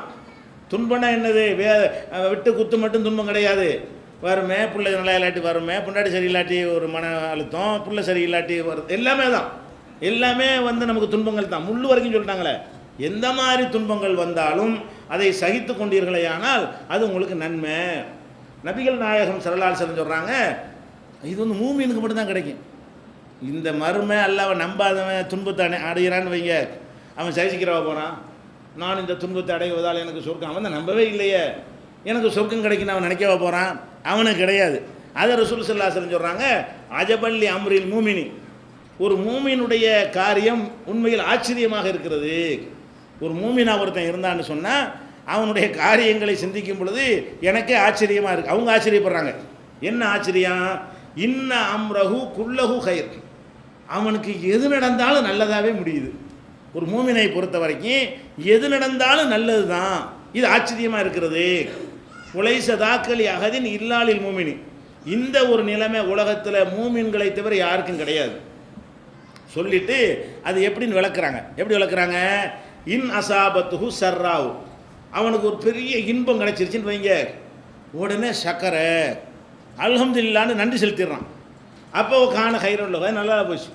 ஒரு இன்பம் கிடைக்குன்னு வைங்களேன், திமுறா இல்லாமல் நான் பதவி அடைஞ்சிட்டேன் அப்படி சொல்லாமல், எந்த இன்பம் கிடைச்சாலும் எந்த சந்தோஷம் கிடைச்சாலும் அவன் அதனுடைய புகழை யாருக்கு சொந்தமாக்கிடுறான், இறைவா இது எனக்கு சம்பந்தம் கிடையாது, உனக்கு தான் எல்லா புகழுன்றணும். நமக்கு பெரிய ஒரு கோடீஸ்வரன் ஆகிட்டோமா என்ன செய்யணும், நான் என் திறமையில் கோடீஸ்வரன் ஆகிட்டேன்னு சொல்லக்கூடாது, அல்ஹம்துலில்லாஹ் எல்லா புகழும் உனக்கு தான் அப்படின்னு சொல்லிடணும். ஒரு மல்யுத்த போட்டியில் ஜெயிச்சிட்டோமா, ஒரு கபடியில் ஜெயிச்சிட்டோமா, ஒரு பரிசையில் பாஸ் ஆகிட்டோமா, என் திறமை எப்படிப்பட்ட திறமை தெரியுமா அப்படின்னு சொல்லாமல் என்ன செய்யணும், அல்ஹம்துலில்லாஹ். நீங்கள் பாஸ் ஆகிட்டீங்கன்னு யாராவது உங்கள்கிட்ட சொன்னால் என்ன செய்யணும், உடனேயே அல்ஹம்துலில்லாஹ். உங்களுக்கு குழந்தை உண்டாயிருச்சுன்னு சொன்னால் என்ன செய்யணும், உங்கள் மனைவி கன்சீவ் ஆகிட்டாங்கன்னு சொன்னால் அல்ஹம்துலில்லாஹ், புள்ள பெற்றுட்டாங்கன்னா அல்ஹம்துலில்லாஹ், நோயாளியாக இருந்தவர் ஆரோக்கியம் அடைஞ்சிட்டு அல்ஹம்துலில்லாஹ். இப்படி எது கிடைச்சாலும் பெருசோ சின்னதோ எது நமக்கு கிடைச்சாலும் சக்கரை சரியான மூமின் என்ன பண்ணுறான், நன்றி செலுத்துகிறான். நன்றி செலுத்தின உடனே ஒக்கான ஹைரன் லஹு, அது அவனுக்கு நல்லதாகி விடுகிறது. இது நன்மைக்கு. ஒயின் அசாபத்துகு லர்ராவு, அவனுக்கு துன்பம் வந்துருச்சுன்னு வைங்க, அப்போ சபுர் செஞ்சுக்கிறான். அல்லா நீ செஞ்சால் நான் என்ன செய்ய முடியும், நீ எனக்கு கொடுக்குறேன்னு நல்லது தானே செய்வேன், அதனால் நான் சபுர் செஞ்சுக்கிறேன் அப்படிங்கிறானா, இப்போ காண ஹைரன் லஹு, அப்போ அதுவும் நல்லதாகி விடுகிறது. அப்போ ஒரு மூமினுக்கு நல்லது நடந்தாலும் நல்லது தான், கெட்டது நடந்தாலும் நல்லது தான். மூமினுக்கு எதுவும் கெட்டது கிடையாது. மூமினுக்கு செல்வமும் நல்லது தான், வறுமை நல்லது தான். ஆனால் எப்படி ஃபேஸ் பண்ணுறதை பொறுத்து. செல்வம் வந்தவன திமுரு வந்தால் நல்லதாகாது. செல்வம் வந்தவனை அல்லாவுக்கு அந்த புகழை கொண்டே சமர்ப்பித்து விட்டால் அது நல்லதாகி விடுகிறது. துன்பம் வந்தவனை அல்லாவை எதிர்த்தால் அது நல்லதாகாது. துன்பம் வந்தவனை அதை சகித்தால், மறுமை நன்மைக்காக சகித்து கொண்டால் அது நல்லதாகி விடுகிறது என்று ரசூல் ஸல்லல்லாஹு அலைஹி வஸல்லம் என்ன செய்கிறாங்க, விளக்கிட்டு மூமினுக்கு என்ன நடந்தாலும் அவங்களுக்கு நல்லதாக போகுது, ஆச்சரியமாக இருக்குது. ஒரு மூமினாக இருக்கிறவனுக்கு கெட்டதுன்னு நம்ம நினைக்கக்கூடியது நடந்தாலும் அவனுக்கு முடிவு நல்லதாக அமைந்து விடுகிறது அப்படிங்கிறாங்க. இது முஸ்லீமில் 7692 ஹதீஸில் இடம்பெற்றிருக்கிறது. அப்போ இந்த மாதிரி துன்பங்களை என்ன செய்யணும், சகித்து கொள்ள வேண்டும். சகித்து கொள்றதுனா என்ன, அதையும் தெரிஞ்சுக்கணும். சகிச்சுக்கிறதுனா என்ன, அதை அல்லாஹ் குர்ஆனில் சபுருண்டா என்ன, சகிக்கிறதுனா என்ன, அதுக்கு இலக்கணம் என்னன்னு விளக்குறான். எப்படி விளக்குறான்னு கேட்டால் 2வது அத்தியாயத்தில் பக்ராவில் 155 156 இந்த 2 வசனங்களில் அல்லாஹ் விளக்குறான். வல நபுலுவன்னக்கும் பிஷையும் மினல் ஹௌஃபி, உங்களை நம்ம சோதிப்போம். எதை கொண்டு சோதிப்போம், ஓரளவு அச்சத்தால் சோதிப்போம். உங்களுக்கு பயம் உண்டாகும், ஏதோ ஒரு பயம், போலீஸ் பயம், அந்த பயம், இந்த பயம், திருட்டு பயம், எதிரி பயம், கலவர பயம், இப்படி பலவிதமான பயங்கள் என்ன செய்யும் உங்களுக்கு ஏற்படும். பயத்தை கொண்டு உங்களை சோதிப்போம். உல் ஜூஇ, பசியை கொண்டு, அதாவது வறுமையை கொண்டு சோதிப்போம். ஓ நக்ஸிம் மினல் அம்வால், பொருளாதாரத்தை குறைச்சியும் சோதிப்போம். இதெல்லாம் சோதனை தானா. இந்த பொருளாதாரத்தை குறைக்கிறது, பசியை கொடுக்குறதுலாம் என்ன கிடையாது, உங்களை போட்டு விதிக்கிறது கிடையாது. இந்த பரீட்சையில் ஜெயிக்கிறியா இல்லையான்னு பார்க்குறது. இந்த பரீட்சை உனக்கு வைக்கிறேன், இந்த பரீட்சையில் பாஸ் மார்க் எடுக்க போறியா ஃபெயிலாக போறியா, அதை நபுலு வண்ணக்கும் உன்னை சோதித்து பார்க்குறேன். அப்போ ஓ நக்ஸிமினல் அம்பால், பொருளாதாரத்தை குறைத்து சோதிப்பேன். ஒல் அன்புசி, உயிர்களை குறைத்து சோதிப்பேன். ஒரு வீட்டில் 4 பிள்ளை இருக்கும், ஒரு பிள்ளை மூத்தா போயிடும். உயிர்களை குறைக்கிறது, புருஷன் மூத்தா போயிடுவான், பொன்னாடி மூத்தா போயிடுவான், அம்மா மூத்தா போயிடுவாங்க, பாப்பா மூத்தா போயிடும். இப்படி மூத்தை கொண்டு உயிர்கள் இழப்பை கொண்டும் நம்ம என்ன செய்வோங்களே சோதிப்போம். ஓ சமராத், கனிவர்க்கங்கள், விவசாயிகள் உற்பத்தி, நெல் பூரா காஞ்சி போயிடும், மழையே இருக்காது, வறண்டு போயிடும். அந்த மாதிரி எல்லாம் என்ன செய்வோம், சோதிப்போம். எப்படிலாம் சோதிப்பேங்கிறான்லா, அச்சத்தை கொடுத்து சோதிப்பேன், வறுமையை கொடுத்து சோதிப்பேன், இருந்த பொருளாதாரத்தை குறைச்சி சோதிப்பேன், அதே மாதிரி இருந்த உயிர்களை எடுத்து சோதிப்பேன், கனிவர்க்கங்கள், விவசாய உற்பத்தி நிலங்கள், இது மாதிரியான விளை பொருட்களை எல்லாம் குறைத்து சோதிப்பேன். சோதிச்சுட்டு இப்படி செய்யும் பொழுது ஓ பஷிரி சாபிரீன், சபுரோடு, இதை சகிப்புத்தன்மையோடு எடுத்து சபுராக இருக்கிறாங்களே பொறுமையோடு, அவங்களுக்கு நற்செய்தி சொல்லுங்கள். நபியே, இந்த மாதிரி நான் சோதிக்கும் பொழுது அதை அவங்க கவலையாக எடுத்துக்கிற வேணாம், அவங்களுக்கு ஒரு நல்ல செய்தியை சொல்லிவிடுங்க. யாருக்கு, அதை சபுராக பொறுமையாக சகித்து கொள்கிறவர்களுக்கு அப்படின்னு சொல்லிட்டு, பொறுமையாக சகித்து கொள்ளுனா என்னன்னு அடுத்து விளக்குறான்ல. பொறுமையாக இருப்பவர்களுக்கு நற்செய்தி என்றால் பொறுமையாக இருக்கிறா என்னன்னு அல்ல விளக்குறான். நம்ம விளக்கல, யார் விளக்க, அல்ல விளக்குறான்.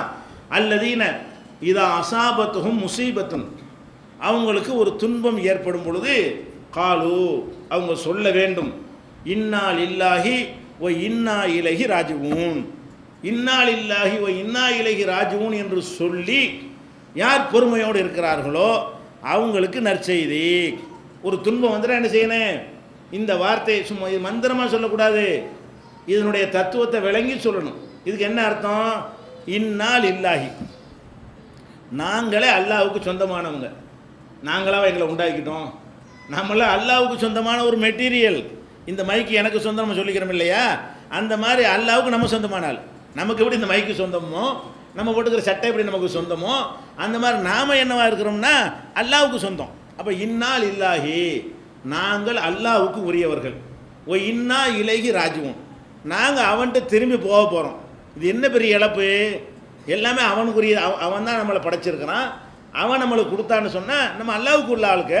அல்லாவுக்கு உள்ள ஆளுங்கும்போது அவன் என்ன செஞ்சாலும் கேட்டுக்கிறது தானே வேணும். நம்ம எப்படி எதிர்க்கிறது, இதுக்கு எதிராக எப்படி புரட்சி பண்ணுறது அப்படிங்கிற கருத்து இருக்கிறது. அது போக இன்னொரு உலகம் இருக்கிறது, இன்னா இலகி ராஜுவும், நம்ம அங்கே தான் போக போகிறோம். அங்கே போனால் நம்ம கரெக்டாக என்ன செய்வான், நல்ல தீர்ப்பு தருவான், இந்த துன்பங்களுக்கெல்லாம் சேர்த்து கூலியை தருவான். இந்த நம்பிக்கையோட இன்னாலில்லா எந்த துன்பம் வந்தாலும் எந்த இன்பம் வந்தாலும் அல்ஹம்துலில்லாஹ் சொல்லுங்கள். எந்த துன்பம் வந்தாலும் என்ன செய்யுங்க, இன்னாலில்லாஹி வ இன்னா இலைஹி ராஜிஊன் இந்த மாதிரி நீங்கள் சொல்லிவிட்டார்களே. ஆனால் வெறுமன வாயளவில் சொல்லாமல் எங்கள் வாப்பா மூத்தா போயிட்டாரா என்ன செய்யணும், இன்னாலில்லா. வாப்பா மட்டும் நானே அல்லாவுக்கு உள்ள ஆள், வாப்பா அல்லாவுக்கு சொந்தமான ஆள். அல்லாவுக்கு சொந்தமான ஆள் வந்து அல்லாஹ் எடுத்துக்கிட்டான். வாப்பா அம்மா மூத்தா போயிட்டா அம்மா யாருக்கு சொந்தம், அல்லாவுக்கு சொந்தம். அப்போ அண்ணன் மூத்தா போயிட்டா அண்ணன் அல்லாவுக்கு சொந்தம், புள்ள மூத்தா போயிட்டா புள்ள யாருக்கு, எனக்கு சொந்தமா? ஏன் புள்ள எனக்கு சொந்தம் கிடையாது, அல்லாவுக்கு சொந்தம். உலகத்தில் உள்ள அத்தனை பேரும் அல்லாவால் படைக்கப்பட்டதுனால ஒருத்தன் ஒரு பொருளை தயாரித்து அவன் தானே சொந்தக்காரன். இதை நான் தயாரித்தா நீங்கள் சொந்தக்காரன் ஆக முடியுமா? யார் ஒன்றை தயாரிக்கிறானோ அவன் தான் உண்மையான உரிமையாளன். நம்ம போலியா எனக்கு அந்த வீடு, எனக்கு இந்த வீடு, அந்த வீடு 1.5 ஏக்கர் எனக்கு 4.5 ஏக்கர் நீங்களா உண்டாக்குனியா? அதை 1.5 ஏக்கர் நீங்களா படைச்சிய? அதெல்லாம் ஒன்றும் கிடையாது. அந்த 1.5 ஏக்கருக்கு சொந்தக்காரன் யார் தான்? ஒரிஜினல் எஜமானும் அல்லா தான். அப்போ எல்லாமே அல்லாவுக்குரியதாக இருக்கும் பொழுது அவனுக்கு உரியதைக்கு அவன் என்ன செஞ்சாலும் நம்ம என்ன கேட்குறதுன்னு முதல் சொன்னேன். அந்த 4 தன்மை, அந்த அவன் ரப்பு, அவன் சக்தி பெற்றவன், எதை வேணாலும் செய்வான், அவனுக்கு ரைட் இருக்கிறது, அதான் இன்னால் இல்லாஹில் அர்த்தம். அப்போ நாங்களே அல்லாவுக்குரியவர்களாக இருக்கிறோம், அவன்கிட்ட திரும்பி செல்வோம் அப்படின்னு சொல்லி சகித்து கொண்டால் நற்செய்தி சொல்லுங்கள். நற்செய்தி என்ன நற்செய்தி? உலாயிக்க அலைஹிம் ஸலவாத்தும் மிர் ரப்பிஹிம் வ ரஹ்மா, அவர்களுக்கு அல்லாவிடமிருந்து பேரருளும் அருட்குடைகளும் வந்து கொண்டே இருக்கின்றன. ஓ உலாயிக்கஹுமுல் முஹ்ததூன், அவங்க தான் வந்து நேர்வழி பெற்றவர்கள்னு சொல்லி இந்த நற்செய்தி. இந்த மாதிரி துன்பங்களை சகிச்சுக்கிட்டாங்கன்னா அவங்களுக்கு அருள் சொரிஞ்சிக்கிட்டே இருப்பேன். அவங்க சகித்து கொண்டார்களே ஆனால் என்ன செய்வேன், என் அடியான பார்த்தீங்களா துன்பத்தை கொடுத்து என்ன செய்கிறான், ஐயா அல்லாஹ் இறைவனுக்கு அந்த ரைட் இருக்குன்னு ஒத்துக்கிறான், என்னுடைய பெருமையை ஒத்துக்கிறான், நான் நினச்சதை செய்கிறதுக்கு எனக்கு அதிகாரம் இருக்குன்னு ஒத்துக்கிறான், என்னிடத்தில் கூலியைத்தான் எதிர்பார்க்கணும் தவிர நான் என்னை மறுக்கலவன், என்னை ஏசலை, என்னுடைய வழிபாட்டை குறைச்சிடல, என்னை வணங்குறதுல எந்த குறையும் செய்யலை அப்படின்னு எடுத்துக்கொண்டு என்ன செய்கிறான்ல வந்து நமக்கு கூலியை தருகிறான். அப்போ இந்த மாதிரி சபுர் செய்து கொண்டோமையானால் அதில் வந்து நமக்கு அதிகமான கூலி கிடைக்கிறது. இதனால் வந்து நம்முடைய மன அழுத்தம் குறைஞ்சி போயிடும். எந்த துன்பம் வந்தாலும் என்ன செய்யணும், சபுர் செஞ்சுக்கிறணும். இன்னும் சொல்ல போனால் நபிகள் உலகத்தில் எல்லா இன்பங்களையும் ஒருத்தருக்கு அல்லாஹ் கொடுக்குறதா இருந்தால் யார் கொடுத்துருக்கலாம், நபிகள் நாயகம் ஸல்லல்லாஹு அலைஹி வஸல்லம் கொடுத்துருக்கலாம். ஏன், அவங்க வந்து அகில உலக நபி ஆக்கியிருக்கான், இறுதி நபி ஆக்கியிருக்கிறான். இப்ராஹிம் அலைஹிஸ்ஸலாத்துக்கு அடுத்த நிலையில் அவங்கள தான் என்ன செய்கிறான், அல்லாஹ் வந்து ரொம்பவும் புகழ்ந்து பாராட்டி அவங்கள சொல்கிறான். மக்காம மஹமூதா என்கிற உயர்ந்த இடத்துல எழுப்பு என்று சொல்கிறான். அந்த அளவுக்கு ஒரு உயர்ந்த இடத்தில் நபிகள் நாயகம் ஸல்லல்லாஹு அலைஹி வஸல்லம் அவங்கள எல்லாம் வச்சிருக்கிறான். அவங்க பட்ட துன்ப அளவுக்கு யாருக்காவது கொடுத்தானா? யாருக்கும் கொடுக்கல. அப்போ நம்ம துன்பங்களை கொடுத்தோன்னு என்ன செய்கிறது, இவனை தரத்தின்னு பிடிச்சவன் அப்படி நம்ம நினைக்கிறது, இவனை விளங்காதவன், இவன் வந்து அப்படி நினைக்கிறாங்க. அப்படி கிடையாது. துன்பம் ஒருத்தனுக்கு இருக்கும். அப்போ ரசூல்லாவை சொல்லணும். அதெல்லாம் ரசூல்லாவை என்ன செய்யணும், நீ சொல்கிறதா இருந்தா ஒருத்தன் ஏழை இருந்தான்னு வைங்களேன், ஏழை மூஞ்சில் முடிச்சுட்டு ஆஹா இவன் மூஞ்சில் முடிச்சுட்டானே இவன் ஒன்றுக்குள்ள அப்படிலாம் நினச்சிட்டு போட கடை திறக்க போவாங்க. அப்படிலாம் கிடையாது. வழங்குதா அந்த மாதிரினா ரசூல்லா பார்த்து நீ கடை திறக்க மாட்டிய. ரசூல் ஸல்லல்லாஹு இந்த காலத்தில் இருந்தாங்கன்னு சொன்னால் அவங்க தான் ஒன்றா நம்பர் ஏழை. ஏழையில் முதல் மார்க் யாருக்கு போடணும், அவங்களுக்கு தான் போடணும். அப்போ ரசூல் ஸல்லல்லாஹு அலைஹி வஸல்லம் வந்து நோய்வாய்ப்பட்டிருக்கிறாங்க. நோய்வாய்ப்பட்டிருக்கும் போது ஒஹுவ யூவாக்கு வழக்கன் சதீதா, வேதனையில் துடிக்கிறாங்க நோயில்.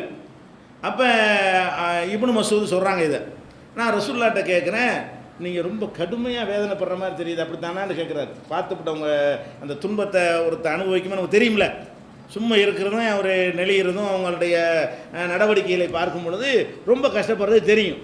தெரிஞ்சுக்கிட்டு கேட்குறாரு, இந்த நோயினால் ரொம்ப உங்களுக்கு கஷ்டமாக இருக்குதோ அப்படின்னு கேட்குறாரு. ரசூல் ஸல்லல்லாஹு அலைஹி வஸல்லம் சொல்கிறாங்க ஆமாம் அப்படிங்கிறாங்க. அப்போ அவர் கேட்குறாரு, இந்த ரொம்ப துன்பம் தர்றது உங்களுக்கு 2 கூலி தர்றதுக்காகவா, மற்றவங்களோட டபுள் மடங்கு கூலி தர்றதுக்கு தான் இப்படி அல்லாஹ் உங்களை வந்து சோதிக்கிறானா அப்படின்னு கேட்குறாங்க. அப்போ ரசூல் சார் ஆமாம் அதுக்கு தான், எனக்கு ஏன் ஒரு நோயை கொடுத்து அந்த நோயில் அவ்வளோ கஷ்டத்தை கொடுக்குறான்னு சொன்னால் 2 மடங்கு கூலியை தரப்போகிறான் அல்லாஹ், 2 மடங்கு கூலியை அங்கே தருவதற்கு தான் இதை செய்கிறான்னு சொல்லி. அப்போ ரசூலுல்லாஹ் இதுக்கு மன அழுத்தம் வந்துச்சா, துடிச்சிக்கிட்டு இருக்கிறாங்க. அந்த நேரத்துலையும் இதெல்லாம் கூலி இருக்காங்க அப்படிங்கிறாங்க. துடிச்சிட்டு இருக்கிறாங்க, தாங்க முடியலை, உடம்பு காட்டுது, அடுத்த வரைக்கும் தெரியுது அந்த துடிக்கிறது. அது உடம்பு துடிக்கும் போது அப்படிலாம் இருக்க முடியாது யாராலையும். மனசில் தான் சபர் செய்ய முடியுமே தவிர அந்த வேதனை வழியெல்லாம் இருக்க தான் செய்யும், துடிக்க தான் செய்வோம். துடிக்கணும், துடிக்காமலாம் நான் சபராக இருக்குன்னு இருக்க முடியாது. அந்த துடிப்புகளெல்லாம் இருக்கணும். துடிப்பு ஒரு பக்கம் இருந்தாலும் மனசில் என்ன செய்கிறாங்க, சரி அந்த துடிப்பை நம்ம தாங்கிக்கிறோம்ல, இதுக்கு கூலி இருக்கிறது. இந்த வேதனையை தாங்கிக் கொள்வதற்கு டபுள் கூலி எல்லாம் தரப்போகிறான். சாதாரண வேதனைக்கு நோய்க்கு ஒரு கூலியும், கடுமையான நோய்க்கு இன்னொரு கூலியுமாக 2 கூலியை எல்லாம் தருவான் அப்படின்னு சொல்லிட்டு, எனக்கு மட்டும் இல்லைப்பா அப்படி சொல்கிறாங்க. இது சொல்லிவிட்டு எனக்கு மட்டும் இல்லை, மாமின் முஸ்லிமின் யுசீபுஹு அதன், எந்த ஒரு முஸ்லிமுக்கு துன்பம் நேர்ந்தாலும் இல்லா ஹாத்தல்லாஹு ஹத்தாயாஹு, அவனுடைய தவறுகளை அல்லாஹ் வந்து அழித்து கொண்டே வருகிறான். எந்த அளவுக்கு என்று சொன்னால், மரத்தில் இலைகள் உதிர்ந்து விடுமே, காஞ்சி போன பிறகு இலை உதிர்காலம் வரும் பொழுது உதிர்மை, அந்த மாதிரி தவறுகள்லாம் பொல பொல பொலன்னு கொட்டி போயிடும். எப்போ கொட்டி போயிடும்? ஒரு முஸ்லீமுக்கு துன்பம் ஏறும் பொழுது, துன்பம் நேர்ந்து அவன் சபரும் செய்யும் பொழுது என்று ரசூல் ஸல்லல்லாஹு அலைஹி வஸல்லம் சொல்கிறாங்க. அப்போ தனக்கு மட்டும் உள்ள சொந்தமாக இதை சொல்லலை, நான் வேதனைப்படுறேன் எனக்கு மட்டும் இந்த சிறப்புன்னு சொல்லலை, எனக்கு மாதிரி தான் உனக்கும் துன்பங்கள் வறுமையானால் நீ ட்ரீட்மெண்ட்டுக்கு எல்லா முயற்சியும் பண்ணு, பணம் சம்பாதிக்க எல்லா முயற்சியும் பண்ணு, உன்னுடைய வறுமையை தீர்க்கிறதுக்கு எல்லா விதமான முயற்சியும் பண்ணு, பரீட்சையில் பாஸ் ஆகுறதுக்கு எல்லா விதம் மூடி வச்சுவிட்டு அல்லாஹ் என்னை ஃபெயிலாக்கினான்னு அப்படி உட்காந்துட்டு இருக்காத, படி, பாஸ் ஆகுறதுக்கு எல்லா முயற்சியும் பண்ணு. அதுக்கு மேலே மண்டையில் யாராமையும் போயிடும். அல்லது தற்செயலாக இந்த பரீட்சையில் பாஸ் ஆகிறவங்களாம் பெரிய மேட்ரா, இதெல்லாம் தற்செயலாக வர்றது, தற்செயலாக பாஸ் ஆகுறதை தவிர இந்த பரீட்சையில் பாஸ் ஆகுறதுக்கு அறிவுக்கும் சம்மந்தமே கிடையாது. அது நான் பரீட்சையில் தோல்விங்கிற தலைப்பில் பின்னாடி வருமா என்ன செய்வோம், அதை சொல்லுவோம். பரீட்சையில் தோல்வியெல்லாம் பெரிய மேட்டராக எடுக்கக்கூடாது என்று அது ஒரு தலைப்பு இருக்கிறது. ஒவ்வொரு தோல்வியும் சொல்லுவோம்ல, காதல் தோல்வியிலேருந்து பரீட்சை தோல்வியிலேருந்து எல்லா தோல்வியும் வரும். வணங்குதா? அந்த இடத்துல சொல்லிக்கிடுவோம். பொதுவான விஷயங்கள் தான், இப்போ பொதுவான ட்ரீட்மெண்ட் தான் பேசிக்கிட்டு இருக்கிறோம், தனித்தனியான ட்ரீட்மெண்ட் பார்க்கல. அப்போ அந்த மாதிரி நம்ம என்ன நினைக்கணும்னு கேட்டால், எந்த விதமான இது வந்தாலும் அதிலிருந்து மீள்வதற்கு எல்லா முயற்சியும் பண்ணுங்க, மார்க் அனுமதிக்கிறது. பண்ணி முடித்த பிறகும் அதுதான் நிலை, இது ஒன்றும் ஒர்க் அவுட் ஆகலை, 7 எழுதிவிட்டேன் 7 தினம் ஃபெயில் ஆகிட்டேன்ட்டு வந்துருச்சுன்னு வைங்க, சரி தேராதுன்னு சொன்னால் இதுக்கு போய் இடிஞ்சு உட்கார்றதா, தற்கொலை பண்ணுறதா, என்ன பண்ணனே, சரி இது ஏதோ எல்லாம் நன்மை நாடி இருக்கிறான், நம்ம என்ன நம்ம முயற்சி ஒழுங்காக பண்ணிட்டோம், நம்ம ஒன்றும் குறை வைக்கலை, அப்போ இப்படித்தான் நம்ம இருக்கணும்னு எல்லாம் முடிவு எடுத்துருக்கிறான்னா, யாரெல்லாம் இதுக்கு மறுமையில் கூலியாக்கி விட்ரு, இது இங்கே வந்து எனக்கு சரி பண்ணலைன்னு சொன்னால் என்ன சரி, மறுமையில் கூலியாக்கி விடலை, நான் சபுர் செஞ்சுக்கிறேன், நான் என்னுடைய எந்த ஒரு குறையும் உன்னுடைய வணக்க வழிபாட்டில் ஒரு குறையும் வைக்க மாட்டேன் அப்படி நினைத்து கொண்டீர்களேயானால் அது மறுமைக்கு நன்மையாகிவிடும் என்கிற செய்தி இந்த ஹதீஸில் இருக்குது. இது புகாரியில் 5667, 5661, 5660, 5648, 5647 ஆகிய ஹதீஸுகள் எல்லாம் இடம்பெற்றிருக்கிறது. அப்போ இப்படி தான் எல்லா துன்பங்களுக்கும் பொதுவான ட்ரீட்மெண்ட்டில் பேசிக்கிட்டு இருக்கிறோம். வழங்குதா? இது ஒரு விஷயம்.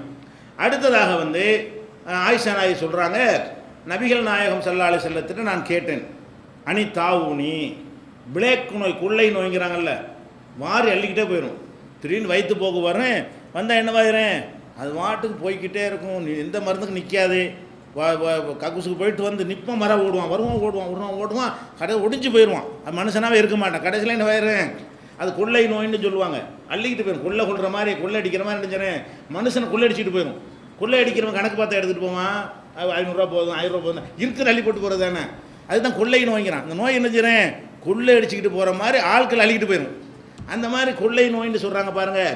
அதை பற்றி ரசூல் ஸல்லல்லாஹு அலைஹி வஸல்லம் வந்து நான் கேட்டேன். அப்போ என்ன செய்கிறாங்கன்னு கேட்டால், அக்பரணி, அதற்கு நபி ஸல்லல்லாஹு அலைஹி வஸல்லம் எனக்கு விடை தந்தார்கள், அன்னஹு அதாபுன், அது ஒரு பெரிய ஒரு வேதனை தான், யபாசுல்லாஹு அலா மையஷா, நாடியவர்களுக்கு அந்த வேதனையை எல்லாம் என்ன செய்கிறான், கொடுக்குறான். ஆனால் அன்னல்லாஹ ஜாலஹு ரஹ்மத்தன் லில் முஃமினீன், மூமின்களை பொறுத்த வரைக்கும் அதை ஒரு ரஹமத்தாக ஆக்கியிருக்கிறான். இந்த கொள்ளையினை வந்து அதில் நீங்கள் போயிட்டீங்கன்னு சொன்னால் அது என்னவாக்கியிருக்கிறான் அல்ல, அதெல்லாம் சபுர் செஞ்சால் தான் எல்லாத்துக்குமே, நோய் வந்தால் மட்டும் கிடையாது, எல்லாத்துக்கும் கண்டிஷன் சபுர் முதல்ல சொல்லியாச்சு. எப்படி ரஹமத்தாக்கியிருக்கிறான்னு கேட்டால், லைசமின் அகதின், எந்த ஒரு மூமினாவது எக்கவு தாவூனும், அவன் இருக்கிற ஊரில் இந்த மாதிரி பிளேக்கு காலரா கொள்ளை நோய் வருகிறது, வந்த உடனே நம்ம என்ன செய்வோம், ஒரு ஊரில் வந்துருச்சுட்டு ஊர் விட்டு ஓடி போயிடுவோம். இப்போ சென்னையில் கால்ரா வருதுன்னு வைங்களேன், கால்ரான்னு பேசிக்கிறாங்க, அந்த தெருவுக்கு வந்து இந்த தெருவுக்கு வந்துருச்சுன்னு என்ன செய்வோம், டிக்கெட்டை போட்டு போய் நம்ம ஊரில் போய் செட்டில் ஆயிடுவோம், அதெல்லாம் போன பிறகு நம்ம வருவோம் அப்படின்னு நம்ம நினைக்குவோம். ரசூல் ஸல்லல்லாஹு என்ன செய்கிறாங்கன்னு கேட்டால், ஒரு ஊரில் காலரா பிளேக் வரும் பொழுது எம் குசுஃபி பலதிஹி, அந்த ஊரில் அவன் தங்கி இருந்து சாபிரன், சகித்து கொண்டவனாக, பொறுமையை மேற்கொண்டவனாக, முஹ்தஸிபன், இதற்கு நன்மையை நாடியவனாக, யஅலமு அன்னஹு லா யுஸீபுஹு இல்லாமா கதபல்லாஹு லஹு, அல்லாஹ் அவனுக்கு வரணும்னு எழுதினாலே தவிர அந்த பிளேக் வராது என்று உறுதியாக விளங்கி கொண்டு பொறுமையாக இருந்தால், இல்லா கான மிதுல் அஜ்ரி ஷஹீத், ஒரு ஷஹீதுடைய நன்மை அவனுக்கு கிடைக்கும். ஷஹீதுன்னா அல்லாஹ்வுடைய பாதையில் உயிரை தியாகம் பண்ணுறது. இது வந்து மெனக்கட்டு அதுக்கு பர்பஸாக தானே சாகுறான். அந்த இடத்துல இருந்து செத்துருவோன்னு இருக்கிறது. அப்போ அல்லாஹ் அந்த இடத்துக்கு ஒரு நோயை அனுப்புகிறாங்கும் போது நம்ம ஓடணும்னு சொன்னால் இது நல்ல தன்மை இல்லையே. அதில் பல பல கேடுகள் இருக்குது. ஒரு இடத்த நீங்கள் ஓடுனீங்கன்னு சொன்னால், ஒரு பிளேக் நோய் வருதுன்னு வைங்க, ஓடுனீங்கன்னு சொன்னால் அந்த ஊரில் நல்லா இருக்கணும்னு நான் ஓடி போயிட்டால் செத்தவனை யார் புதைக்கிறது? எவ்வளோ கடமை இருக்குது. ஒரு ஊரில் பிளேக் நோய் வந்துருச்சு, டெய்லி 100 பேர் போயிட்டுருக்கிறான், நம்ம எல்லாரும் சேர்ந்து நல்லவன்லாம் சேர்ந்து போயிட்டோம்னு சொன்னால் இந்த நோய் வந்தவன்லாம் செத்து போயிட்டு அவனை போய் அடக்கம் பண்ணுறது யார்? நல்லது கிட்டது பார்க்குறது யார்? ஆஸ்பத்திரி தூக்கிட்டு போகிறது யார்? சேவை செய்கிறது யார்? எவ்வளோ வேலைகள் இருக்கிறது. இதெல்லாம் கடமை தங்க பொறுப்பற்ற ஒரு வேலை ஓடி போகிறது. அது மாத்திரம் இல்லை, அந்த இடத்துல அவன் இருக்கும் பொழுது அந்த பிளேக்குடைய கிருமி ஏதாவது அவன்கிட்ட தொத்திக்கிட்டு இருந்துச்சுன்னு வைங்க, அப்போ அறிகுறியை காட்டாமல் இருக்கும், இவன் ஓடி போயிட்டான்னு வைங்க, அந்த ஊரில் உண்டாக்கி விட்டுருவான். இங்கே இருந்து தொலைஞ்சா இதோட போயிடும். ஏன் அந்த இவன்கிட்ட உள்ள அந்த இதை எடுத்துக்கொண்டு உடனே ரிசல்ட் வரும். அந்த பிளேக்குடைய அட்டாக் லேசாக வந்திருக்கேன், அது வேலையை காட்டுறதுக்கு 3-4 நாள் ஆகும். இவன் ஊருக்கு போயிட்டான்னு வைங்க, ஊரை அழிச்சுடுவான். இவன் போய் ஊரில் கொண்டு போய் பரப்பி விட்டு இவன்கிட்ட இருந்து எல்லாருக்கும் பரவி, அப்போ ரசூலுல்லாஹ் என்ன செய்கிறாங்க? ஓடாதீங்க. ஒரு ஊரில் ஒரு பிளேக் நோய் வந்துருச்சுன்னு கேள்விப்பட்டால் அந்த ஊருக்கு நீங்கள் போகாதீங்க. அந்த ஊரில் நீங்கள் இருந்தால் அதை விட்டு வெளியேறாதீங்க. நம்மளும் போகவும் கூடாது. நம்ம ஊர் சொந்த ஊரில் நீங்கள் பிளேக் நோய் வந்துட்டு தகவல் வருது, ஊருக்கு போகிறதா இருக்கேன், கேன்சல் பண்ணி எனக்கு போயிடக்கூடாது. ஏன் அங்கே ஒன்று வந்துருச்சுன்னா போகாதீங்கன்னு கட்டளை இட்டாங்க. தேவையில்லாமல் போய் வழியை போய் மாட்டிக்கிறக்கூடாது. இருக்கிற இடத்துல வந்துருச்சா தப்பிச்சு விட நினைக்காத, சாதிக்கணும். ஏதோ மக்களுக்கு செய்ய வேண்டிய சேவையெல்லாம் நிறைய இருக்குது. அப்போ சொல்கிறாங்க, இப்படி இருப்பானேயானால் உண்மையிலே இவன் ஷஹீது தான். ஏன் செத்துருவோண்டு இருந்தால் சாவுண்டு அனைவர் நினைக்கும் பொழுது மரணத்தை எதிர்பார்த்து போய் ஒரு இடத்துல நின்று சாவுறு போய் ஷஹீது. போர்க்களத்துக்கு போகிறான்னா ஜெயிக்கிறது மட்டுமா நோக்கம்? பாதி சாவு பாதி வெற்றி, 50-50. சில நேரத்தில் 75 போயிடும் மவுத்து. வெற்றிக்கு வாய்ப்பு 25 தான் இருக்கும், தோல்விக்கு வாய்ப்பு 75 இருக்கும். அப்போ போய் போர்க்களத்துக்கு போகிறான். இந்த காலரா வந்த ஊர்லேயும் அதான் நிலைமை. இவன் 75% போனாலும் போயிடுவான், 25% பிடிச்சாலும் பிடிச்சிருவான். அப்படி இருக்கும்போது நிற்கிறானா, இது போரா இல்லையா? இவனுக்கு ஷஹீதுடைய கூலியை கொடுத்தா என்ன எல்லாம் கொடுக்குறானா என்று நபிகள் நாயகம் ஸல்லல்லாஹு அலைஹி வஸல்லம் சொன்ன செய்தி புகாரியில் 3474, 5734, 6619 ஆகிய ஹதீஸுகளில் இருக்கிறது. அதே மாதிரி ஒரு அடியானுடைய விருப்பமான ஒரு ஆளை, நமக்கு விருப்பமான தாயாக இருக்கலாம், தந்தையாக இருக்கலாம், புருஷனாக இருக்கலாம், பொண்டாட்டியாக இருக்கலாம், பிள்ளையாக இருக்கலாம், பேரனாக இருக்கலாம், எதுவாக வேண்டாலும் இருக்கலாம், அண்ணனாக இருக்கலாம், தம்பியாக இருக்கலாம். விருப்பமான ஒரு ஆளை நான் எடுத்துக்கொண்டேனேயானால், அதை அவன் சகித்து கொண்டானேயானால், அந்த அடியானுக்கு மாலி அப்துல் மூமினி இந்தி ஜஸாவுன் இல்லல் ஜன்னா, அந்த மாதிரி ஒரு அடியானுக்கு சொர்க்கத்தை தவிர வேற ஒரு கூலி கிடையாது. அவனுக்கு கூலி என்னதான்? நமக்கு ரொம்ப விரும்பின ஒரு ஆளை எல்லாம் எடுத்துக்கிட்டான். பாப்பா நேசிக்கிறீங்க, பாப்பா எடுத்துட்டான். பிள்ளைய நேசிக்கிறீங்க, பிள்ளைய எடுத்துட்டான். ரொம்ப நேசிக்கிற பிள்ளைய அம்மா என்ன செய்கிறோம்? சரி, அல்லாவுக்கு அந்த ரைட் இருக்கிறது, அவன் கொடுத்தவனுக்கு எடுக்க ரைட் இருக்கிறது. என்னைக்கு இருந்தாலும் போகத்தானே, யார் நிரந்தரமாக இருக்க போகிறா? எல்லாரும் போகத்தானே போகிறோம், கொஞ்சம் முன்ன பின்ன அவ்வளோதானே தவிர எல்லாரும் போகத்தான் போகிறோம் அப்படின்னு சொல்லி சபுர் செய்து கொண்டு, யாரெல்லாம் இதற்கான கூலியை அவனிடத்தில் எதிர்பார்க்குறேன் அப்படின்னு நினைத்தானேயானால் அதுக்கு சொர்க்கத்தை தவிர வேறு கூலி இல்லை. இது மாதிரி இதையே சொல்லிட்டு இருக்கலாம், அவ்வளோ ஹதீஸ்கள் இருக்குது. இந்த துன்பங்களுக்கு கிடைக்கக்கூடிய கூலிகள்னு தேடி பார்த்தா எல்லா விஷயங்களையும் சொல்ல வேண்டியிருக்கு. இதையே சொல்கிற அளவுக்கு அவ்வளோ இருக்குது, வண்டி கணக்கில் இருக்குது இந்த மாதிரி ஆறுதல் படுத்தக்கூடிய செய்திகள். அப்போ எவ்வளவு துன்பங்கள் வந்தாலும் நம்ம என்ன செய்யணும்? அதை எதிர்கொள்கிற விதத்தை மார்க்க நமக்கு சொல்லி தந்துடுது. எப்படி சொல்லி தருது? இந்த துன்பங்கள்லாம் வறுமையானால் இதெல்லாம் உலகத்துக்கு தேவை, எல்லாம் என்ன செய்யறான்? அப்படி ஏற்றதாழ்வுகள் வித்தியாசங்களை கொடுக்குறது அவசியங்கிறதுக்காக கொடுக்குறான். இருந்தாலும் கொஞ்சம் முன்ன பின்ன அந்த மனசு ஆறுதல் அடைய மறுத்துச்சின்னு சொன்னால், சரி இது கூலி இருக்குன்னு நினச்சி பாருங்க, சரியாக போயிடும். இது அல்லாவுக்கு ரைட் இருக்குன்றாலேயே மன அழுத்தம் போயிடும். சரி, அல்லாவுக்கு ரைட்டாக இருந்தாலும் ஓவராக தெரியுதுன்னு நினைக்கிறீங்களா? சரி, அங்கே கூலி கிடைக்க போதில்ல அப்படின்னு நினச்சி பாருங்கள், அது என்ன ஆயிரும்? சரியாக போயிடும். அப்போ எல்லாமே இந்த மாதிரி ஒரு மயிலறகுனால் அப்படி தடவி கொடுக்குற மாதிரி மருந்து, எந்த மனதத்துவ நிபுணர்களுக்கும் தெரியாத ஒரு மருந்து.